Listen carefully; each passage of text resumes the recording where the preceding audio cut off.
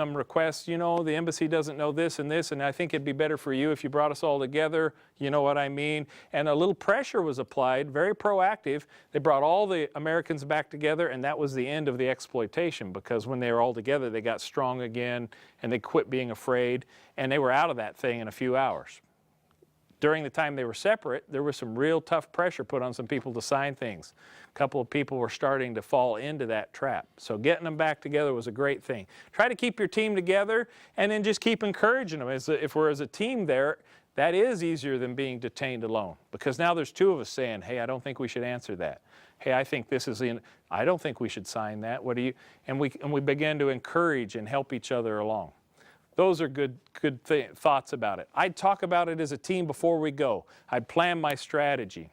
There may be a few folks on the team that wouldn't make things better. We need to at least get one guy to go ahead and get on a plane and get out of here and go tell everybody else what's happening. Somebody needs to pass information to the outside.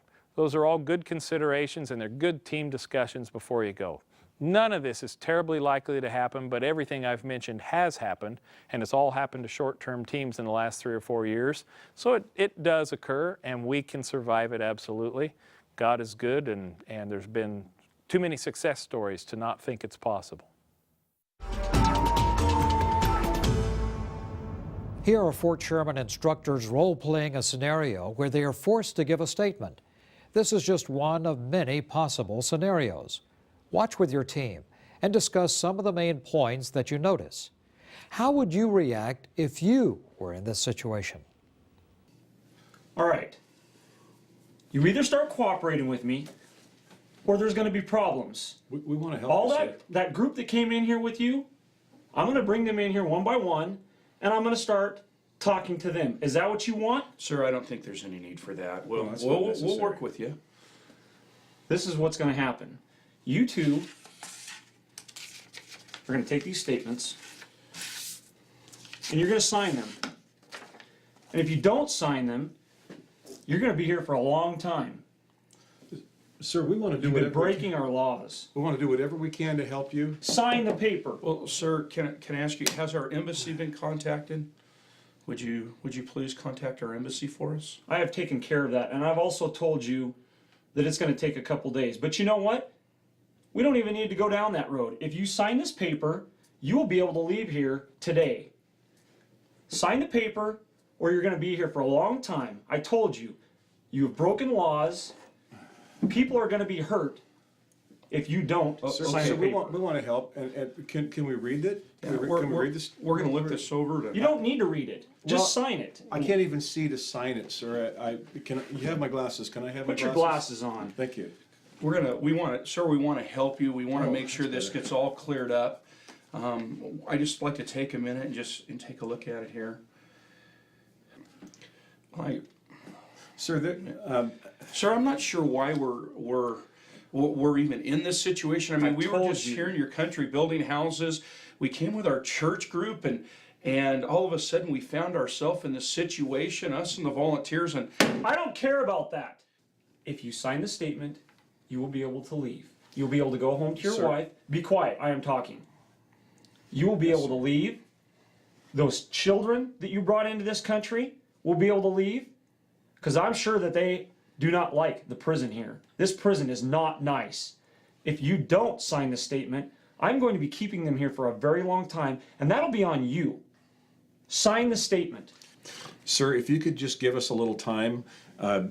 This as it is really isn't believable. If you could give us some time to talk and to read through this and What's wrong with the statement? well, for one thing, it's just not believable. The English grammar isn't proper. Anyone reading with this would know it wasn't I from wrote me. this statement. we want to represent the situation accurately, sir, and we know that'll be best for both sides. If you can give us some time, we can write something up for you and bring it back to you for you to look at. Because we want to help you. We really We do. We want to get this resolved. Could we have a little time to work on it?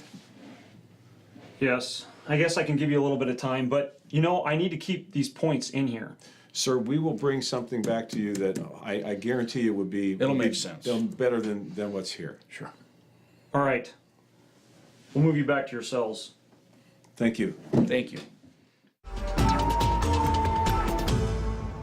this video was not supposed to intimidate you with a list of things that need to be done or a list of the things that could possibly happen that suddenly get people thinking about all the worst case scenarios.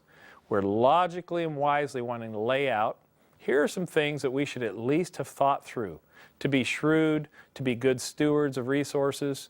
We don't think these things are going to happen, but we've prepared for them. These things are like putting a sprinkler in a schoolroom. We're not telling the children that we expect the building to catch fire.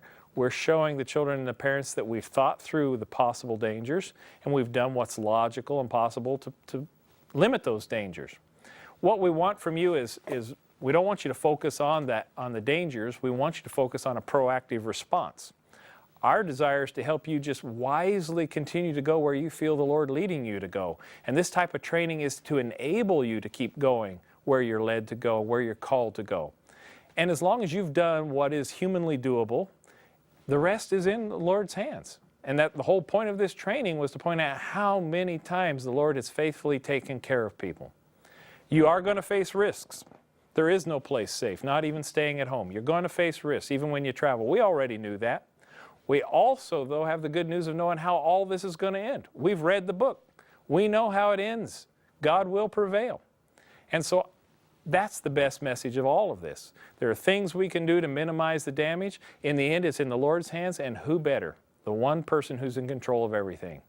That's where I get my greatest encouragement. I mean, that is the one risk we do not face. That is a certainty. God is in control. He is going to bless your team. I hope that this training blesses your team.